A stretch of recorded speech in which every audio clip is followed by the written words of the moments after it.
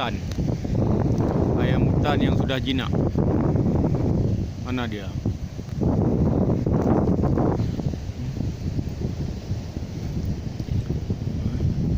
Ini di kaki Gunung Selawah. Tu ayam hutan yang sudah jinak. Ketopongnya putih. Coba tengoklah. Tu ketopongnya putih. Ayam hutan yang sudah jinak. Di kawasan Panah Lengah. Kawasan ini kawasan paling eksotis. Banyak orang piknik. Di depan sana tadi ada anak muda potong kambing. Makan enak dia. Inilah ayam hutan Panah Lengah. Pemiliknya tak ada ni, liar. Tapi sudah jinak. Sekarang yang liar-liar semua jinak. Yang belum jinak orang manti. Coba lihat.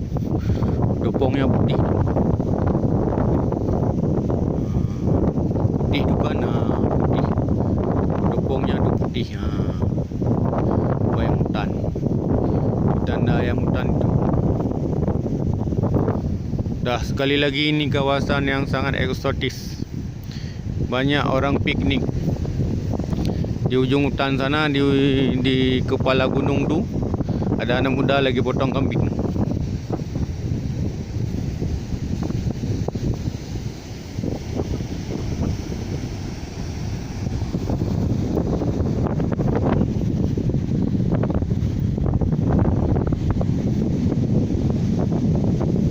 Kawasan yang sangat eksotis.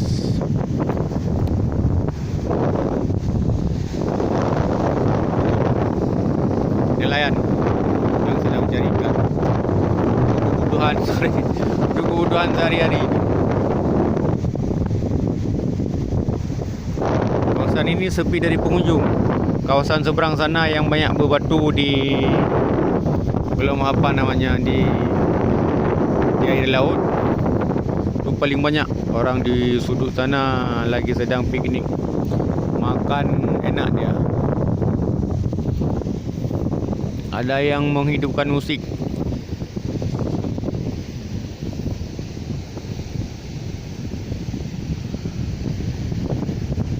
Kawasan yang sangat eksotik.